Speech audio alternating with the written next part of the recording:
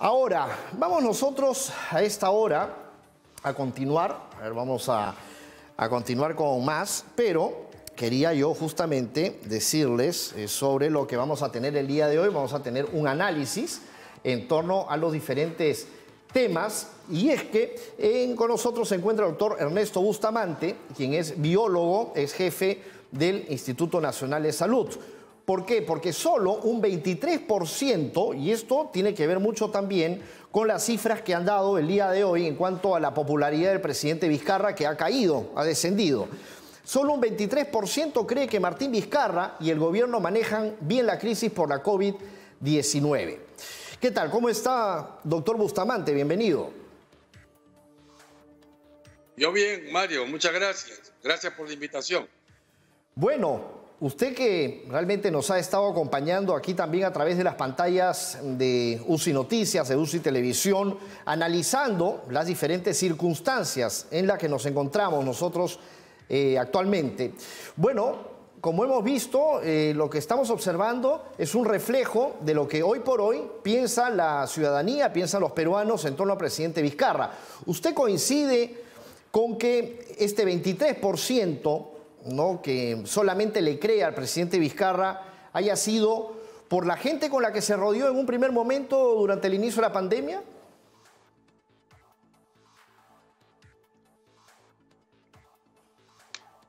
A ver, me acabo de poner los audífonos porque no escuché la última parte de su pregunta, que si le creo así es, al 23% de la gente. Sí, si usted, claro, si usted... ¿Qué en particular? Así es. Si usted considera que este 23% que ha dicho que cree solamente al presidente Martín Vizcarra es por el tema de la crisis de la COVID-19.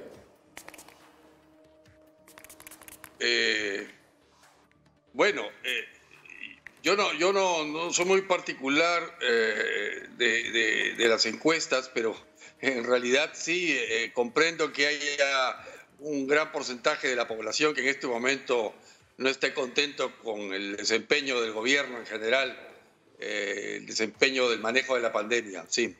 Ahora, hay un 48%, por ejemplo, que le cree poco o nada cuando habla el presidente Vizcarra. Ahora, esto, según una encuesta de IEP, esto sin duda es preocupante porque esto lo hemos venido ya tratando desde inicios de la pandemia, y es que ha faltado una estrategia, y no es que nosotros le echemos barro a lo que se puede haber hecho bien, sino que lo que se ha hecho en mayoría pues no ha funcionado, y esto hay que decirlo. ¿Usted considera, por ejemplo, que los días domingos la gente tiene que estar encerrada en su casa cuando tenemos ya miles de contagiados?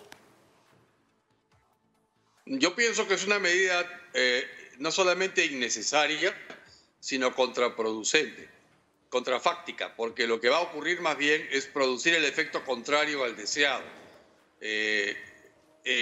Yo comprendo lo que piensan aquellos o que pensaron aquellos que dijeron vamos a tener a la gente los domingos encerrada y de esa manera tendremos un día menos de contagios. Claro, teóricamente suena interesante, suena razonable, pero hay una falacia escondida allí. Y es que nosotros no somos cosas que guardamos en el cajón durante un día y claro, va a ser un día menos que esas cosas están expuestas. Somos personas que tenemos cosas que hacer y que hacemos cosas. Entonces, si yo, por ejemplo, tenía planeado el día de hoy o el día domingo y llamar a mi prima y me lo prohíben, entonces yo lo que haré es llamar a mi prima mañana, o la llamaré pasado mañana, o la habré llamado el sábado o el viernes. Y esto sencillamente porque lo que hace la restricción de salidas de un día es impedir que lo que yo vaya a hacer el día domingo lo haga realmente el sábado o lo haga el lunes. Es decir, lo que hemos hecho es reducir la semana de 7 días a 6 días. Y eso significa que la gente va a seguir haciendo lo mismo que hacía, solamente que lo va a hacer en menos tiempo disponible. Y eso significa mayores aglomeraciones, que es justamente lo que no se quiere. Entonces, una medida aparentemente benigna como lo sería el tener un día menos de contagio, se convierte en 6 días cada uno con un poquito más de contagios. Realmente no se está logrando el efecto deseado. No es una medida adecuada Ya se probó anteriormente que no funciona. Me extrañó mucho cuando se aprobó esta medida nuevamente para ser aplicada en el Perú a partir del domingo pasado, de ayer. Ahora, nosotros continuamos a la expectativa sobre el tema de la vacuna y es que también, doctor Bustamante, todo el mundo sale a hablar a la televisión y no hay una persona que lidere esa pauta, que realmente diga, bueno, yo sé que es la ministra de Salud, Pilar Mazzetti, la que debería de informar, pero la gente se está dejando llevar mucho por diferentes voces y finalmente se forma un caos, o sea, hay un desorden en cuanto a lo que al objetivo al cual tenemos que llegar, y es el tema de cuándo vamos a estar vacunados todos. Por ejemplo, escuchaba el día de ayer que es muy probable que hasta el 2022 no todos los peruanos vamos a estar vacunados. ¿Esto podría ser así?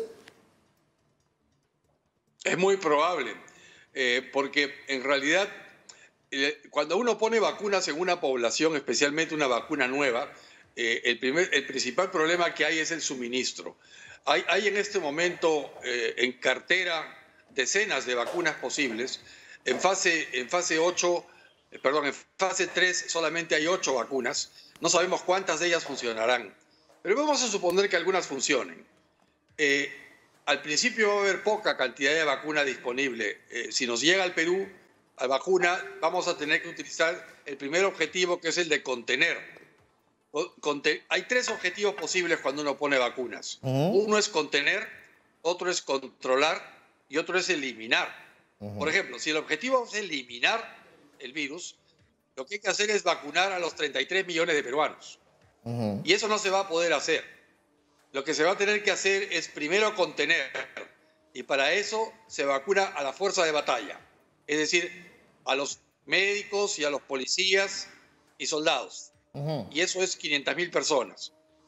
Si el objetivo es controlar la epidemia mediante la aplicación de vacunas, no eliminar, lo que se hace es se vacuna más o menos a unas 4 a 6 millones de personas. Y eso se hace vacunando a la población vulnerable. No solamente vulnerable porque es mayor de 65 años, sino vulnerable porque tiene enfermedades que agravarían la enfermedad en caso de que realmente la infección se convierta en fase severa, como son, ya sabemos, diabetes, hipertensión arterial. Enfermedades crónicas, en fin. Claro. Pero, es decir, un adulto normal, joven, probablemente sea uno de los últimos en vacunarse. No va a haber vacuna, es lo más probable para esa persona en el Perú en el transcurso del año 21. Eso es lo más probable.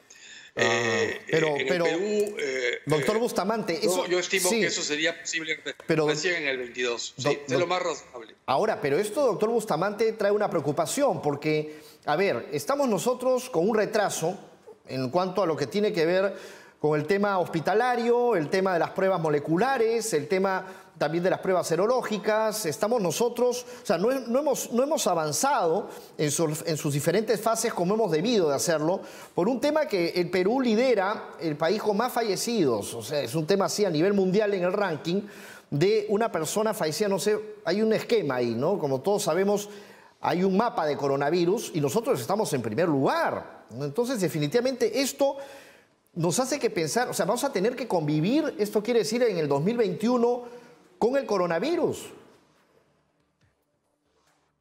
Sí, le escucho con dificultad y con bastante ruido, como que otras personas están hablando también. Pero no logré captar el sentido de su pregunta. Sí, le pregunto. Hay ruido ambiental, sí. ¿Eso significa entonces que nosotros vamos a tener que convivir con el coronavirus mientras otros países quizás ya vayan avanzando más rápido? Sí, yo creo que tenemos que hacer eso. Es más, en este momento estamos conviviendo con el coronavirus. Así es. Lo que pasa es que hay demasiado coronavirus, demasiado vecino. Hay miles de personas que están contagiadas.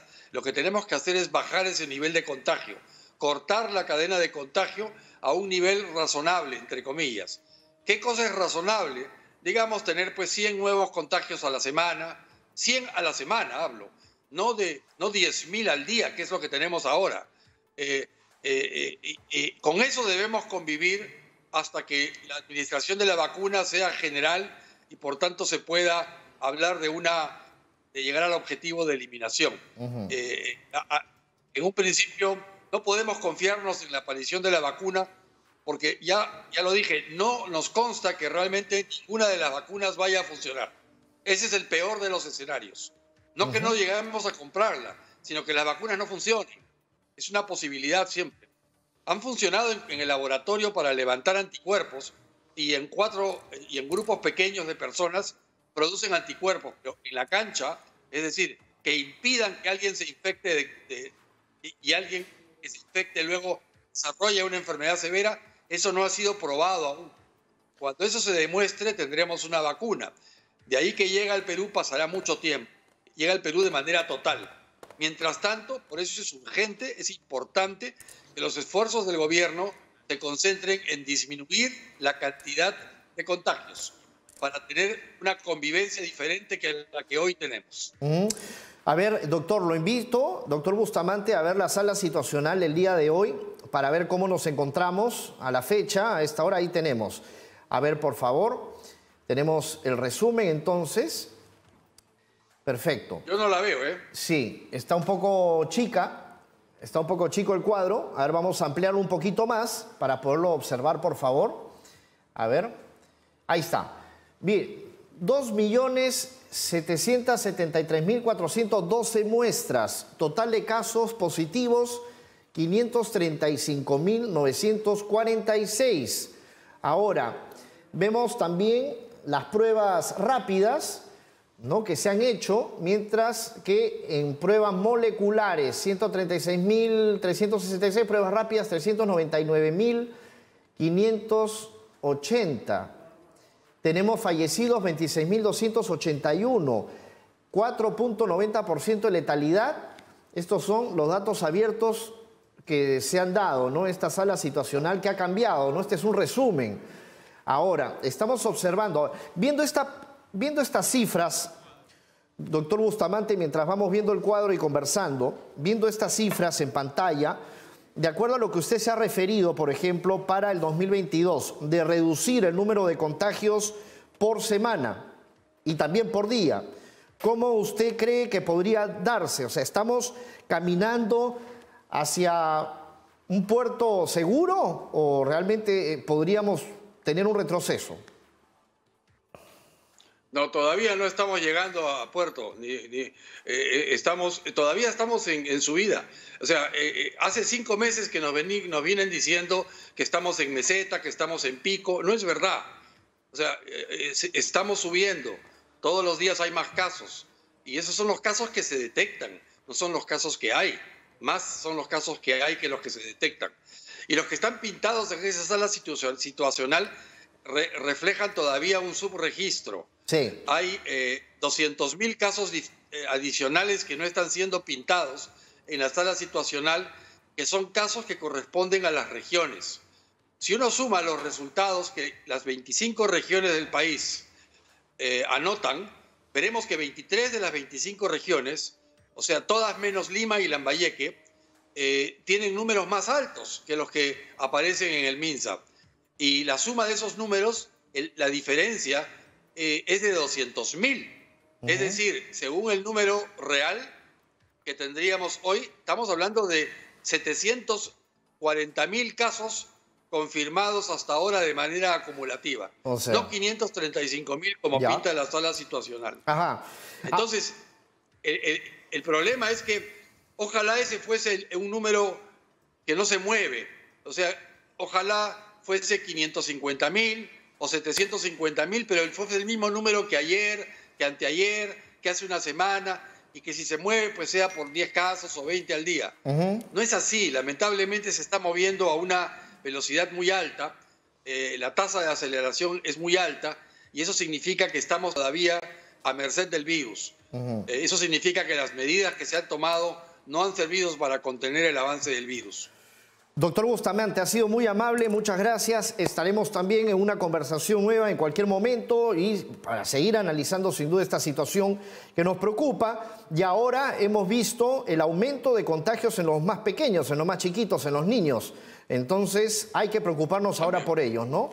Muchas gracias, doctor Bustamante, como siempre, muy amable. A usted las gracias, Mario, un placer. Muchas gracias por la invitación nuevamente. Bien, Buenas muchas noches. gracias. El doctor Ernesto Bustamante, quien el día de hoy pues también se habría referido sobre la metodología de validación de la correcta prueba molecular y también sobre el abandono por el gobierno de la estrategia de identificación temprana.